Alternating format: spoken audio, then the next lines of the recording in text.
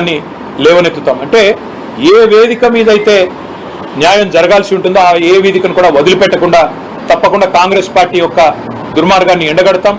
ఏ ఒక్క అంశాన్ని కూడా వదులుకోం. ప్రైమ్ మినిస్టర్ అని మీరు అన్నారు, ప్రైమ్ మినిస్టర్ని కలవాలన్న ఆలోచన అయితే లేదు. ఎందుకంటే కలిసినా ఏదైనా అభివృద్ధి గురించి కలుస్తాం తప్ప ఈ విషయంలో వారు చేయగలిగేదే ఉండదు. కాబట్టి ఎలక్షన్ కమిషన్ కానీ ప్రెసిడెంట్ కానీ కస్టోడియన్స్ ఆఫ్ కాన్స్టిట్యూషన్ ఎవరైతే ఉన్నారో వారిని కలుస్తాము.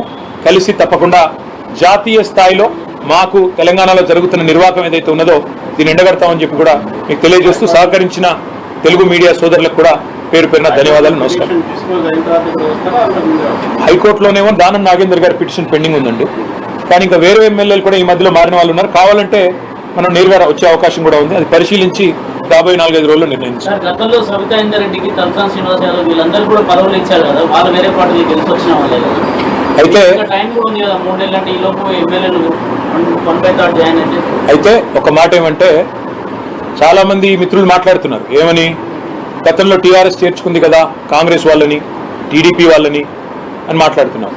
ఎస్, కాంగ్రెస్ పార్టీలో 18 మంది సభ్యులు ఉన్నప్పుడు 12 మంది రాజ్యాంగబద్ధంగా 3/2 వంతులు అనేది విలీనం. విలీనానికి ఫిరాయింపుకు తేడా ఏంటంటే 3/2 వంతుల ఒక శాసనసభ పక్షం కానీ పార్లమెంటరీ పక్షం కానీ ఒకవేళ ఇంకో పార్టీలో చేరాలనుకుంటే రాజ్యాంగం ప్రకారమే ఆ వెసులుబాటు ఉంది. అది కాంగ్రెస్ విషయంలో 18లో 12 మంది చేరారు, టీడీపీ విషయంలో 15 మందిలో 10 మంది చేరారు, బీఎస్పీ ఇద్దరు ఉండేది వాళ్ళిద్దరూ చేరారు, పోయిన టర్మ్లో టీడీపీకి ఇద్దరు ఉంటే ఇద్దరు కూడా చేరారు. కాబట్టి విలీనానికి ఫిరాయింపులకి ముందుగా మనం వ్యత్యాసం తెలుసుకోవాలి. ఒకటి. రెండవది, మాకు 38 మంది శాసనసభ్యులు ఉంటే ఇప్పుడు అందులో 6-7 ఈరోజు కాంగ్రెస్ పార్టీ కండువా కప్పుకున్నారు. ఒకటేసారి 26 మంది పోతే అది విలీనం. కానీ ఒక్కొక్కరుగా పోయి అక్కడ అవతల టికెట్ల మీద పోటీ చేస్తే అది ఫిరాయింపు కిందకే వస్తుంది. ఈ విషయంలో చట్టం చాలా స్పష్టంగా ఉంది. కాబట్టి ఈ 6-7 ఎవరైతే ఉన్నారో ఆ ఎన్నికలు తప్పవు, ఉప ఎన్నికలు తప్పవు. వీళ్ళ పదవి ఊడగొట్టడము ఖాయం. తప్పకుండా ప్రజాక్షేత్రంలో వీళ్ళు పరాభవం కూడా ఎదుర్కోక తప్పదు. ఆయన రాజీనామా చేశారు, మీరు తెలుసుకోండి. నేనేమంటున్నా అంటే మీరు ఒకసారి గతంలోకి వెళ్ళి 8 ఏళ్ల కిందట ఏమైనా చూడదలుచుకుంటే చూసుకోండి. నేను అనేది ఏంటంటే ఇవాళ మాకు 38 మంది ఎమ్మెల్యేలు ఉన్నారు. అందులో 6-7 పార్టీ బైలాకి, రాజ్యాంగానికి, భారత రాజ్యాంగానికి విరుద్ధంగా ఇవాళ కాంగ్రెస్ పార్టీ వాళ్ళను కొనుగోలు చేసిందా, సామధాన భేద దండోపాయాలు వాళ్ళే చెప్పినట్టు ప్రయోగించిందా, మరి కాంగ్రెస్ పార్టీ చెప్పాలి. అన్నింటికి మించి హిపోక్రసీ, డబుల్ స్టాండర్డ్స్, ద్వంద్వ ప్రమాణాలు. ఏ కాంగ్రెస్ అయితే నీతివంతమైన మాటలు మాట్లాడుతుంది, రాజ్యాంగాన్ని చూపెడుతుందో వారికి మేము గుర్తు చేయాల్సిన అవసరం ఉంది. ఎందుకంటే రాజ్యాంగ స్ఫూర్తికి వ్యతిరేకంగా నేను ఒకటే అడుగుతున్నాను విజయ్ గారు, రేపటి రోజున కాంగ్రెస్కు ఉండే 99 మంది ఎంపీల్లో 20-30 మంది ఇంకో పార్టీలో చేరారనుకోండి, అది సమ్మతమేనా కాంగ్రెస్ పార్టీకి?